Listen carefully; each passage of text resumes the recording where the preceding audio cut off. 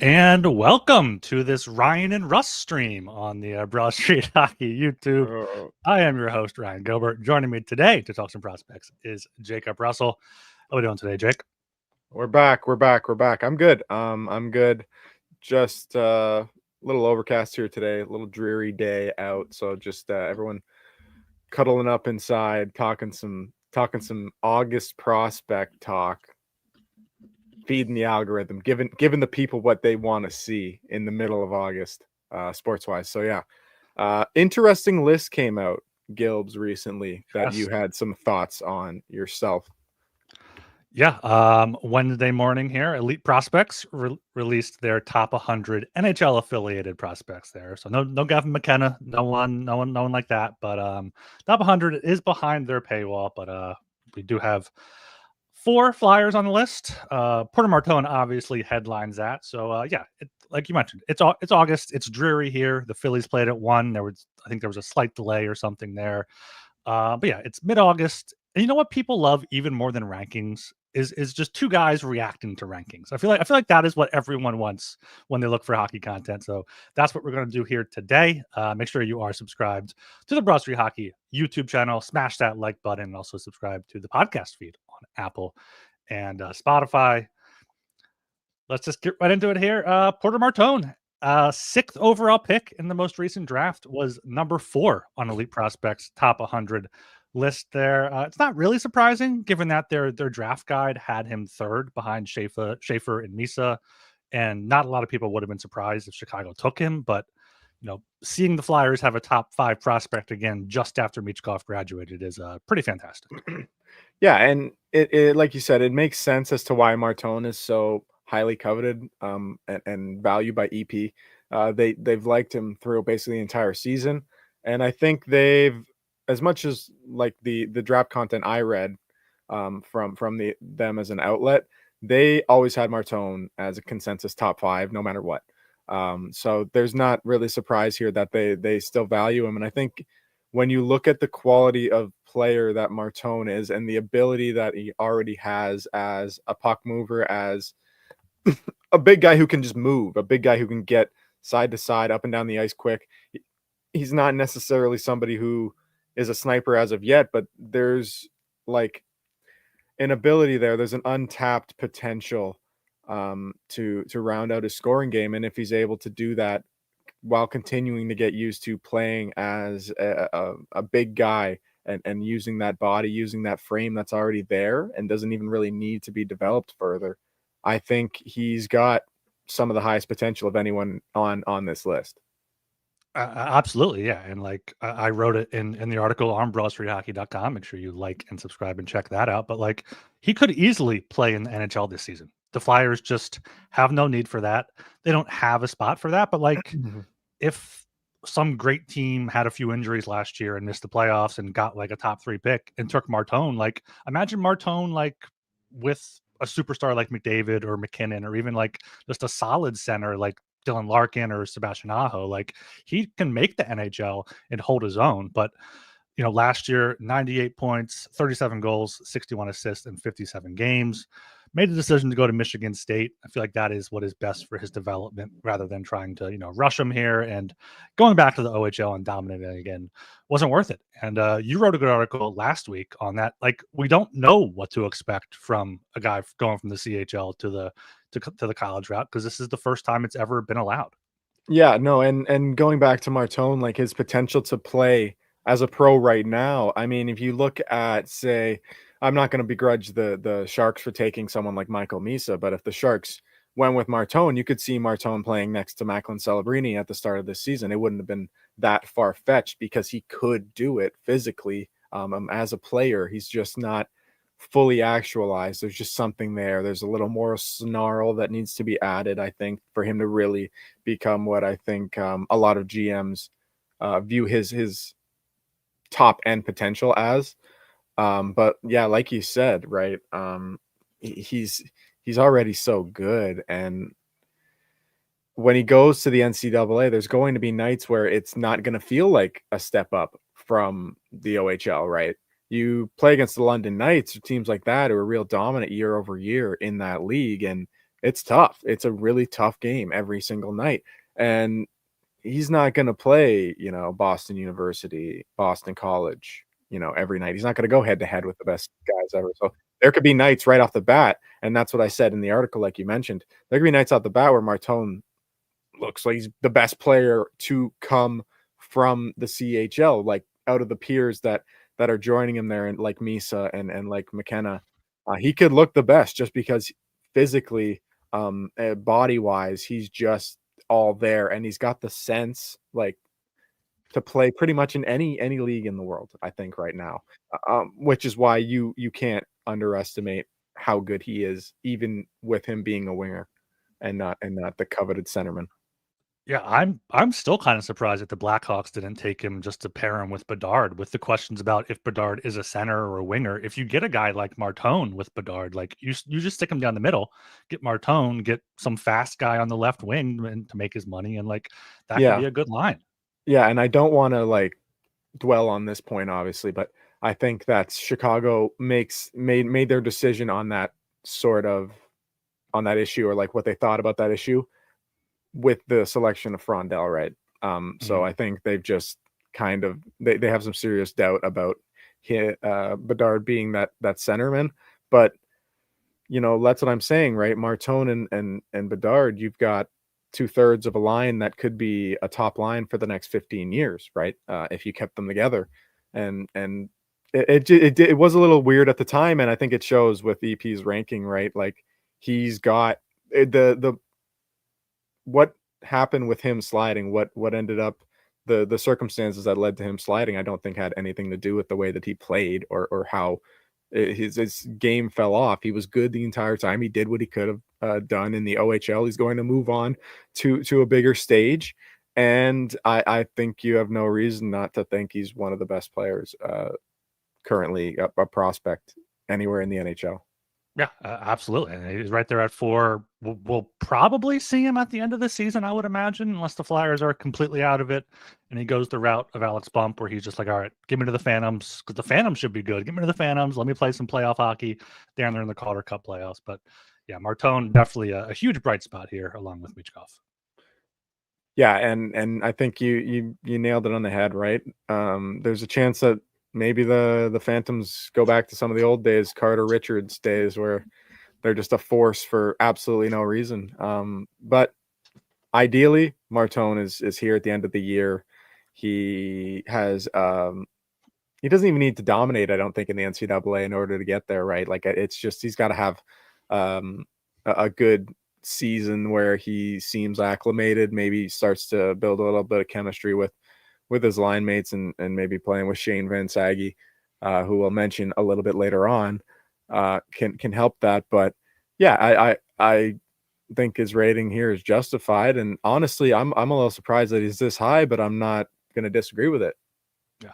What do you think about Demidov being number one? I know there's a lot of some Canadians fans trying to make a rivalry between him and Michkov, but I mean he looked great last year, end of the year in the playoffs. But I guess he deserves to be number one because like Schaefer, Misa aren't potentially generational. Yeah, I Demidov, to me, he's very, very talented, and I'm not going to disagree with him being number one at all. But at the same time, I think you still, it's not a case where any of these guys are like head and shoulders above one another. I could see a world where Michael Misa becomes a better NHL player than Ivan Demidov, very, very easily, right? Mm, You look at Matthew Schaefer, the number one overall pick. I think everyone already believes and thinks that he's going to be a very good NHL defenseman. He just looks like he looks the part. He plays the part. There's not really many doubts about his game, right? So if you're saying that Schaefer becomes the number two defenseman and Demidov is a top line winger, well, Demidov's going to have to score, I don't know what, 90 points in mm, order to make it like a clear 1-2 to some of these other guys, right? I don't think I think since he played in the NHL and he had that playoff run where he looked really impressive, I think it warrants him being there. And I'm not gonna argue against it. I just think you could put a bunch of guys there. I mean, I really liked Ryan Leonard when he played for the Capitals as well. I thought Ryan Leonard was quite good. He's number 6. Our old friend Zeev Bouillon, he's hanging around. Yeah. He's pretty good. People seem to think he's all right. But like my true qualms with the list don't come to like when you get to Artem Lavushnov at 10 or something. Is like, I don't, or Simashev at 11. I'm like, yeah, okay, maybe I could get down with that, but I'm not stomping down the door like these guys are going to be the next future of the NHL just yet. But for a guy like Demidov, the proof's kind of there. He was really good. Yeah, I really kind of wish they put like a few tiers in there, because you can see, like you said, like probably 10 to 20 or down even further can kind of be mixed and matched depending on who you ask there. And yeah, Demidov, our good friends over at FanDuel, he is the favorite for the Calder Trophy at plus 230. And he's not quite Connor Bedard, but Jet Luchenko and Porter Martone could be quite the duo in the coming years. He's a 300 to 1 for the Calder Trophy, which I know he's not a lock to make the roster. Some people think he won't, but Jet Luchenko, that could be a good look there at FanDuel. Make sure you check them out. Thanks to them for sponsoring us. And Jet Luchenko is the next Flyer on the list at number 30, which I like it. I feel like it might be kind of high. Like last year, Flyers took him 14th overall. No one really liked it, but now a year later, like 30th best prospect in all of hockey.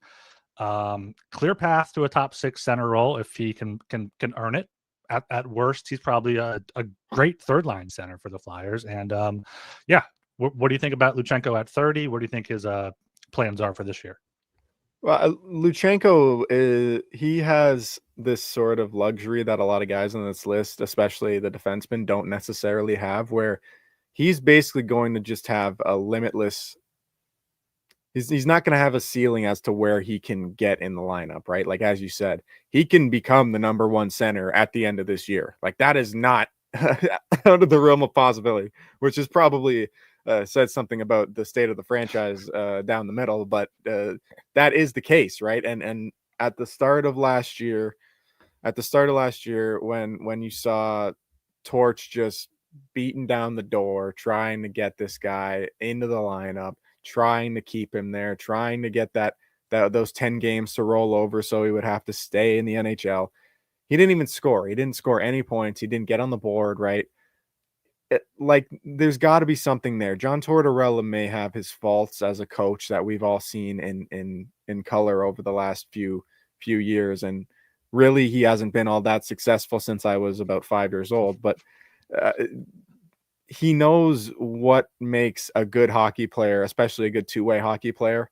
And he saw something in Luchenko that I think a lot of people see, and that's a sense and a sense of duty both ways, offensively and defensively, and just being a guy who, if he can develop a bit more of a scoring touch, he's going to be a middle 6 center for quite a while.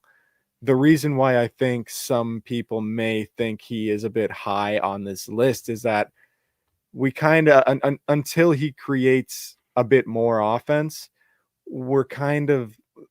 he's a high floor, low ceiling guy. We're kind of not sure where he's going to end up as a full-time NHLer, if he's going to be able to put points up on the board that befit, a second line center on a good team. Mm-hmm. Yeah, and say what you want about John Tortorella's ability as a coach, but if he likes a young player, that says a ton about that young player. We saw that with Tyson Forster, saw that with Jet Luchenko there. And yeah, 30 is a bit surprising for him, because I'm scrolling down this list, like someone like a Jimmy Snuggerud, who's going to be in the NHL this year, put up 4 points in 7 games last year, 51 points in 40 games at the college level. Like, I would think he definitely has a higher ceiling, maybe has a lower floor, and he's a winger as opposed to a center. So like, yeah, I really like seeing Luchenko at 30. It's like, but I'm going to interject and say the guy just above Luchenko, in order to counteract my praise of Ivan Demidov, David Reinbacher is not very good. Like, I like David Reinbach. I like Jet Luchenko over David Reinbacher long term as a prospect. I just don't think he's that good, especially on a team like the Habs. And he's going to be at 29, right? Probably because of his draft position. That's a lot of it, right? He does have ability, but it's just a matter of if that can be actualized at the NHL level. With Luchenko, I think at the very worst, he'll have a career in the league for quite a long time as an undersized 3C who can contribute to winning. Now, again, like I said before, if he takes that next step, he's going to be able to become a guy who can center a line and be kind of like what Tyson Forster is on the wing in the way that he can be a two-way force that kind of helps anchor a line. But this time as a center, he is going to be more valuable at the NHL level. And I think he can play as a center, which keeps that, that value up even still, because we saw that he has some traits that could at least help to make him a full-time NHL center at a higher level. Absolutely there. And yeah, looking above Luchenko, you got Berkeley Cadden at 28. He was someone Flyers fans, including myself, wanted. He went 7, 8, 9 there to Seattle. Yeah. You got Frundell at 26. You got Brady Martin 24, Jake O'Brien 22. Like, you have these guys that the Flyers passed on or didn't have a chance to get, and Luchenko there at 30, I think, is a pretty solid ranking for him. Where do you stand on him making the roster? Do you think he should? Do you want him to? Or does it all depend on what happens in camp? I think you always want him to. I think it's not a bad thing if he goes to the Phantoms and plays part of his year there, but I would ideally want him to play in the NHL. I think he's got NHL abilities right now. The issue with bringing him up is there may come a point where Luchenko is stuck sort of like as a 3 left wing or a 4C, and he's not really getting a ton of time in offensive situations, right? He's maybe getting a lot of defensive zone starts as a 3 left wing, right? As part of like a stopper line. Maybe he's playing with Christian Dvorak or something like that, midway through the season. And you can see how that might stall his development more than if he went to the AHL and lit it up, which he isn't can't necessarily. he can't go to the AHL though, because he has to go back to the can't. OHL. Yeah. Yes, he can't. See, this is the thing. That's what makes it tough. It's that totally slipped my mind. I would rather have him start the season as the 3C, 4C, how young he was, and he can grow. And we've seen Sean Couturier wear down. Like, Luchenko can make his way up the lineup. Couturier might fall down a bit. That's the thing. He can't go back to the OHL. Yeah. He's just, especially with Guelph, there's just nothing there for him. He can't do it.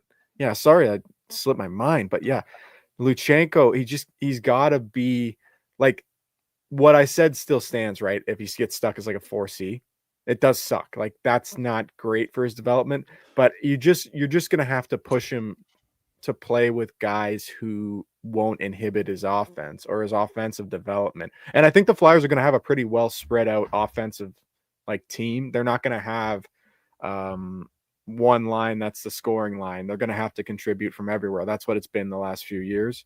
So if he's playing still with Bobby Brink and Dvorak, I don't think he's playing with bums necessarily. Yeah, and later in this season, you could see Dvorak traded and Luchenko taking that spot. I just think there's, like you said, there's nothing for him to do more in Guelph. Like, we saw him last year put up over a point per game. Maybe they want him to be at Guelph just so then he can go to World Juniors, not have to interrupt his NHL season if he wants to do that. But I don't know. I really want to see him and make the roster just to see what they have in him going into next offseason. Are they going to go out for a McDavid or Eichel if they're available, and be like, all right, we have Luchenko. He's a good middle six center. We have these wingers. You can be the piece, and we're a playoff team right away. So I don't know. There's a logjam, obviously, with Zegras and Dvorak and Cates, but any of those three can move to the wing pretty easily. And I don't want to move Luchenko to the wing because he's a great two-way player with great speed. So we'll see what happens with him. We'll see what happens with Tocchet here. But yeah, very happy with it with the 30th ranking, though. Yeah, I think it's fair for the most part for what he can bring and what he can be. Yeah, there are there are guys in front of him, behind him that you can probably take issue with. But again, I think we said the same thing about 10 to 20. A lot of these guys are pretty interchangeable, and you don't know what's going to happen until they actually get to the NHL, anyways. So,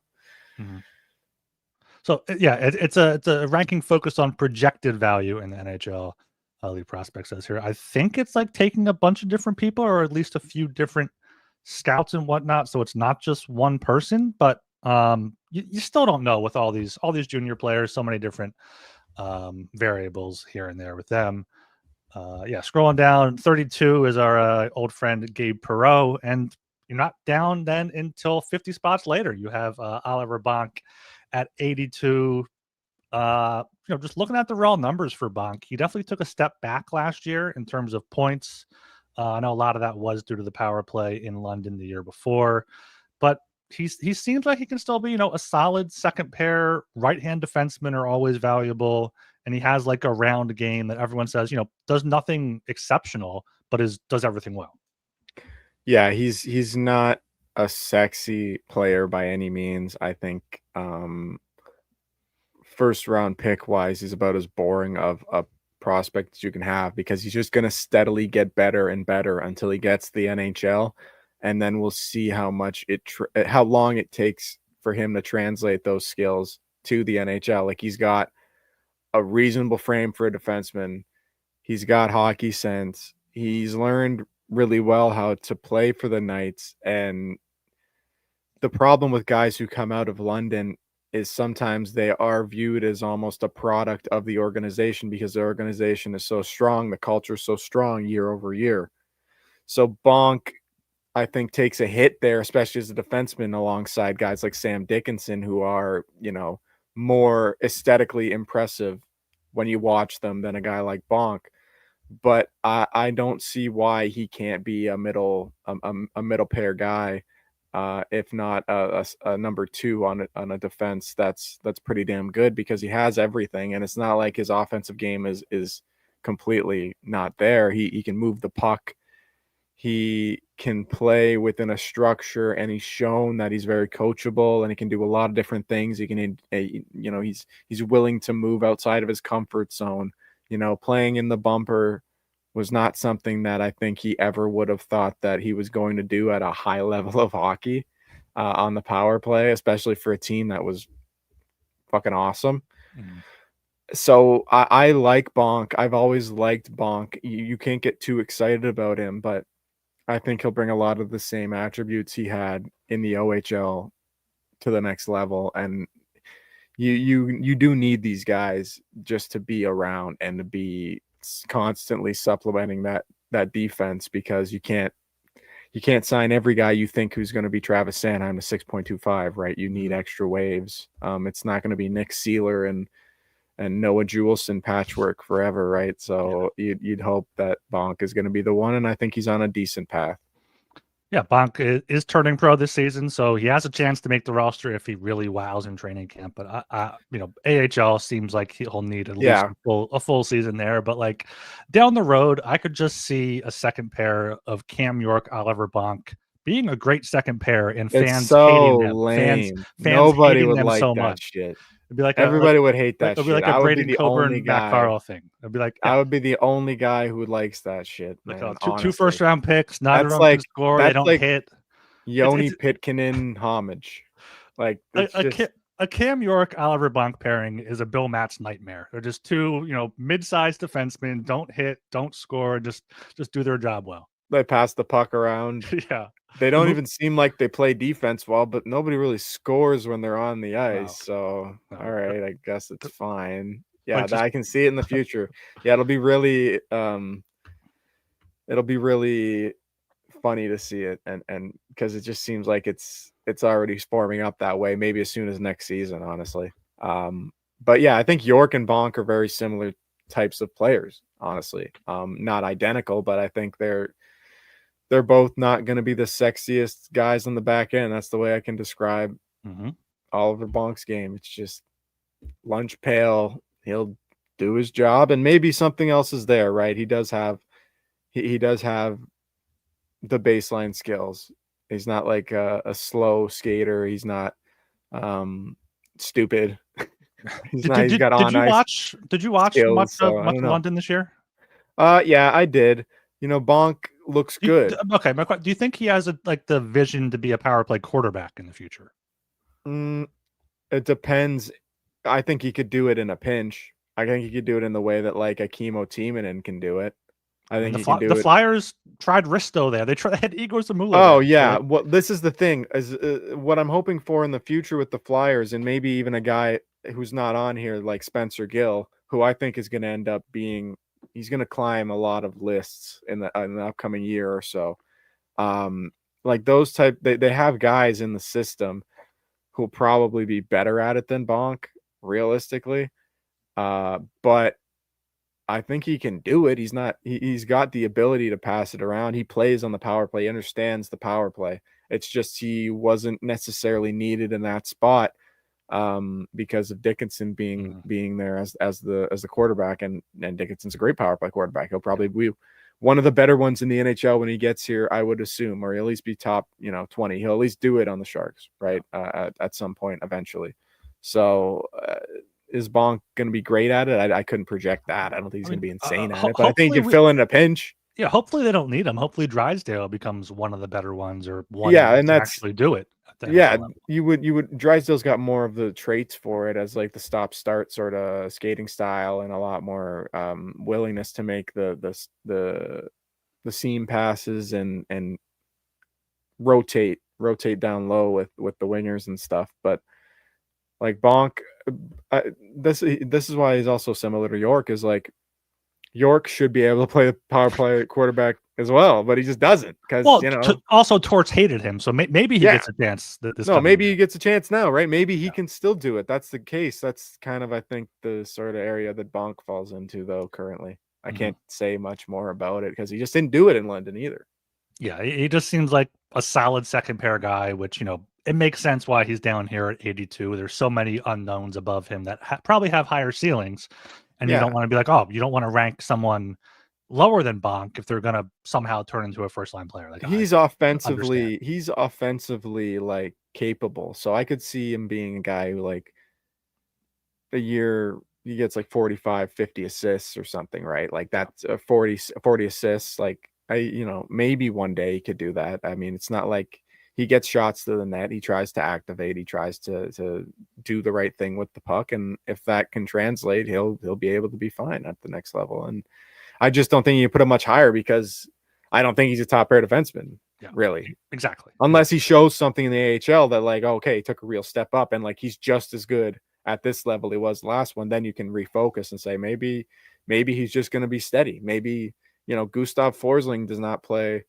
He's not the most, unbelievable looking defenseman, but at this point he's one of the best, shutdown guys in the league. He's been proving that year over year, but nobody necessarily watching him ever thought he would be amazing. I mean, if you put Bonk or a lot of these other guys even in a system where they're playing alongside 5 legitimately good or decent NHL defensemen, you never know what can happen to them, right? Yeah, So like he could be a top pair guy, like with Sanheim. If Sanheim's this good in yeah, a few years when Bonk comes up, like that could be, and they want Sanheim back on the left side, that could work out. York Drysdale, second pair, like the Flyers. I think that's the mold they have to go for because it's so hard to get like a true number one Victor Hedman type defenseman that you have to build, like Florida does, like Vegas did. Get these 4 or 5 solid second pair, first pair guys and run with it. Yep. All right, the final Flyers prospect on the top 100 is probably the most surprising. I was kind of shocked to see him there, down 2 spots to 84. We have Alex Bump. Everyone kind of had him penciled into the lineup, depending on Tyson Forster's injury. It looks like he's going to be healthy though, so it does, add a battle to training camp for Alex Bump. But 47 points, 23 goals last year in 42 games.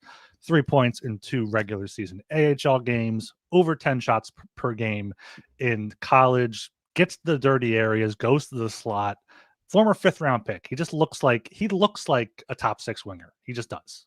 Yeah, no, he's risen is made his stock rise like crazy over the last probably 6 months. He's legit. You're not going to see many 5th round picks on this list at all in any sense. And his time at Western Michigan, he's just looked so much more dangerous. And if he can even bring a fraction of like that potential to the NHL, you're looking at a guy who is very interesting for a team that has struggled with finding out and out goal scorers for quite a while, right? And Bump getting on this list, you can it just shows that he has had a season that really made everyone take notice of him. And heading into Lehigh Valley, into this camp, into a battle for a spot with the Flyers, that he can maybe make permanent if he plays well enough. The sky's the limit for him. I think he can even. Yeah, I wouldn't be shocked to see him as a second line left winger at some point. In February, we look up randomly and he just ends up there because there's going to be a lot of battles here in and around the roster. And if he plays well enough, he starts to score. As like you said, if he starts getting to the middle of the ice and shooting that puck in a way that we like sometimes ask Owen Tippett to do more of, that sort of way where he just sort of busts to the middle and then gets to the more dangerous areas instead of settling outside. The sky's the limit for this kid, and he kind of came out of nowhere. Yeah, you love to see these fifth round picks, later round picks, even contributing at the NHL level, let alone potentially second line winger there. I'd love to see him bang the door down in training camp, but I also kind of want to see him start at the AHL just because they have the option with him to bring him up, and I'd rather see Luchenko. I'd rather see a guy like Rebenkin, who can definitely play in the bottom six in the NHL. We've seen that before in Toronto there. So I'm a big fan of Bump. I expect to see him a decent amount this season. But yeah, he's come out of nowhere to be a potential 20 plus goal scorer. Yeah, I like. He's going to be very interesting to see in camp and how he adapts to playing against NHLers.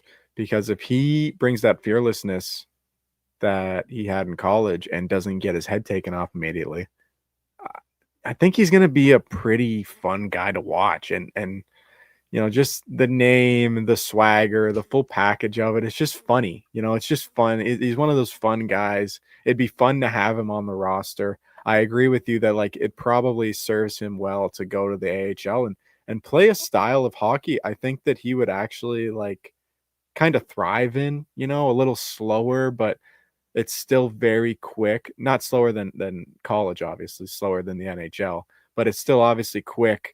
And there's still big guys there. He's still got to navigate, right? You don't want to get caught coming across the middle in the AHL ever, with your head down. So I think it would help his development. But I think he's going to make a push to make that spot in the lineup permanent. Absolutely. And looking at last year with the Phantoms, he had the 3 points in 2 regular season games, a 2-goal game, including a power play goal to open the playoffs against the Penguins with 3 shots. Game 2 had 3 shots. They won that. And then, you hear people say Hershey kind of locked in on him. And teams can't do that at the NHL level. They're not going to lock in on Alex Bump when you have Konechny and Michkov. Maybe talk to you in 5 years, buddy. Yeah. Cold takes exposed right there. Yeah. I mean, then game 1 against Hershey, he had 8 shots on goal. And then the next 4 games, he had 1, 0, 1, and 2. So, I mean, that's teams were like, all right. Hershey was like, all right, let's lock on him. And Hershey's got a bunch of men. Yes, Hershey has like all these get Rocco Grimaldi on him, that 5'7" little water bug going all over the place, still playing in the AHL. But yeah, Hershey's a very tough team, and Bump, like that initial just spark, that's kind of all you need to see, right? Like there's something there. Even if he was a streaky scorer, right? Again, 5th round pick guy coming out of college. You didn't really expect that from him, and it'll be fun to see what he can do heading into training camp. Yeah, get us another streaky scorer. Like as long as they don't all go cold at the same time, like they can't possibly. You got Konechny, Tippett, Forster, Bump. I mean, the whole team pretty much. It's the whole team. Yeah. I've seen teams go cold at the same time. Yeah, in a lot of different sports. All right, and then there were 2 Flyers on the honorable mentions, a pretty long honorable mention list here. Second round picks from this year, Jack Murtagh and Shane Van Sage. Was kind of surprised to not see Jack Nesbitt at least get a nod here as an honorable mention, but maybe we come around in a year from now and we see him up at 30, like Luchenko was. Like we could see him learn to skate at all and not just be a boat turning on the ice. And then he's a great prospect. No, elite prospects famously does not love guys who can't skate. Yeah, there's still some stuff that Nesbitt has to work on. I think that with the projectability of his value, I think that EP probably just thinks that he's a 3C, just kind of a guy, just Yeah. a jag, So there's it's funny when you see a guy like Murtag above him though, because Murtag played a bit of center last year, but I don't necessarily project him to be one in the NHL. Even like EP has him listed as a left winger on the list, right? Going to BU this year. But like he's not like a guy that I would look at and say that he's head and shoulders above Jack Nesbitt, you know. If you stick them both in the NHL right now, Nesbitt's probably better because he's boring, but he'll get the job done. I don't know if Jack Murtag can play there. It's just the projectability of a skill set of Murtag and Van Sage, another big burly winger, right?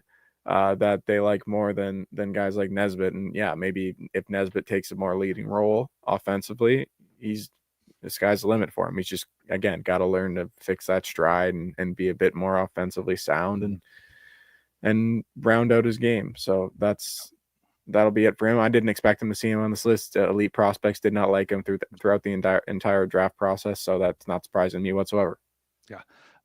Jack Nesbitt also a bit older. He turned 18 back in January. Jack Murtag is still 17 years old. He turns 18 on Friday, so happy early birthday to Jack Murtag there. And we gotta shout out Lyndon49 in the chat here. Been very active. He says, "Guys, I'm an old head, and Jack Nesbitt will be a horse for us one day." So I'll trust you there, Lyndon. You can see it. You can see it. Like, Put I'm him not next. against it. It's just, they're not. I knew they weren't going to like him. That's not the type of guy that EP's going to like. They like the projectable skill guys. Like I look at a guy like Matvey Gridin, who is also in the honorable mentions. I definitely know who that is. Yeah, so he played Muskegon, I believe, or at least he's going to Michigan, I believe. Now he's very good. He can be very skilled. There's a chance he just doesn't play in the NHL. Like there's a chance that none of this works. Like any of his scoring ability, there's a chance none of that works. He does not make the NHL, and he does not play at the NHL in any meaningful sort of way. So Nesbitt, I think, again, it's about the ceiling that they don't think he has the ceiling that some of these other guys do, and that's the only reason. Yeah, what do you think though about Murtag and Van Sage? Like, I admittedly am not a big prospect head, and like you're right, these second round picks, they got four of them. Hopefully, two of them pan out. Murtag looks like a good scoring winger. Looks like he has a good shot, and Van Sage obviously has the big body, can be that power forward, hopefully, on a middle six line in the future. Personally, to me, Murtag, he was part of that kind of glut of U.S. and is it I never get this right. National Team Development Program. It is NTDP. NTDP, yeah. Yes. He was full of those guys with Cole McKinney and Moore and all those guys at the end of the first round, bleeding into the start of the second. Horkoff was the other one as well. William Horkoff was the other one that I also was thinking about. All those guys kind of occupied the same space in my mind. It's just they scored around the same amount of points last year. They were pretty similar, and I didn't love the NTDP this year. I didn't think they were very good. They struggled at times. So Murtag, I think, has the most scoring potential. Like he doesn't fly like Oliver Moore, or necessarily have a huge frame, right? I don't think he's a centerman, but I think he's got some scoring chops to him. And I think at BU this year, there's a chance that he takes another step and it looks really good. And he's able to kind of like cement himself as more of a top line option rather than just a guy who's in the middle of the lineup, kind of contributing offense. And part of like a glut of guys who are all scoring around the same amount of points, you just start to take over a little bit more. And Ben Saggy, like you said, big, huge guy going to Michigan State. Hopefully going to play with Martone. That'd be a sick line with those two massive behemoths out there. That'd be really cool. Or he could play with Gavin McKenna. You never know. Well, no, McKenna's at Penn State. Yeah, McKenna's at Penn State. Or isn't Caden Lindstrom at Caden Lindstrom is the guy I'm thinking of. Michigan State. Caden Lindstrom, if he's healthy, would be the one. Yes. Yeah. And yeah, so again, that's going to be potential to have a couple massive guys on the line. Potential to really make a splash there for him. He didn't score very much in his first year, but he gets moved up the lineup. He gets some power play time. Net front, again, another net front guy, maybe in Van Saggy. I think he fits that profile really well if he's able to get a scoring touch going a little bit more than it has. And yeah, I think both these guys are really intriguing. I really like them. They were my two favorite second rounders out of the guys the Flyers took. Well, Amico's like a big Amico I like a lot, right? but again, Amico I like a lot, but it's hard to really say much about him. You haven't seen him. It's just the build of having a 6'6" defenseman who's built. I mean, if he's healthy, yeah, I'm sure he's going to be pretty fucking awesome to watch because he's going to be absolutely a behemoth back there. So, yeah, but in terms of the guys that I'm watching this year in college, outside of Martone, obviously, Murtagh and Ben Saggy are high on the list. Yeah, and I like that they're going to college. I wonder if that's why, Elite Prospects put them over some other guys because Nesbitt's going back to Windsor in the OHL after having, pretty much a point per game there last year. And Saggy already played a year at the college level. I don't know if it's like the shiny new toy syndrome of being able to see these players in college after the OHL, but I feel like it's just a better development for players that are physically ready to play against, 22, 23-year-olds rather than 17, 18, 19, 16-year-olds sometimes. Well, the problem with the NCAA is you can get stuck behind guys a lot. There are certain situations where players won't get the maximum amount of playing time they could have if they were on, like, say, a Flint in the OHL where they just get free reign to do whatever they want and play power play 1, penalty kill 1 as much as possible. Go. So yeah, that probably won't be a problem for a lot of the Flyers guys. I think if they're healthy and if they're playing, they should all be pretty key pieces to their schools. So to the programs. So I think the Flyers are going to avoid that this year. Murtagh, Van Saggy, Martone, Amico, if he plays, all those guys are going to be pretty big pieces to their squad. So I think they'll be fine this year, but there's still a route for guys in the OHL. I mean, you put up a ton of points in the OHL. It gets people's eyes opening wide, right? And it's not easy for a guy who's like young, especially as a smaller build, to make it in the NCAA and not get swallowed up, right? So it's a give and take process, but I think for a lot of these big programs like Michigan State, Penn State, BU, BC, yeah, if you can get there and get playing time there, well, Penn State is sort of building something there. It's not necessarily a traditional hockey school, but they're building something huge there, apparently, it seemingly. So if you can get play time there, you're golden. You're set. You're going to have a great developmental process because those guys know how to churn out professional hockey players. Yeah, college hockey definitely on the up and up right now. Should be exciting to watch Martone and all these other guys. Like, I think college hockey is typically like Friday, Saturday, maybe sometimes Saturday, Sunday. So Friday night, there's rarely any NHL games. So all the sickos can turn on their whatever streaming service they're using to watch these games. Yeah, get some flow hockey sessions in. Flow it up. All about flow. Yeah. Don't you? You prospect guru Ryan Gilbert. Absolutely. I'm a prospect expert. Flow hockey is my homepage, actually. Yeah. Yeah. No, it's actually, I have it bookmarked. Nice. Yeah. On my phone and my computer. Nice. Okay. Yeah. So Flyers there had 6 players in the top 100 in honorable mentions. That is tied for the 4th most. The Blackhawks had 8.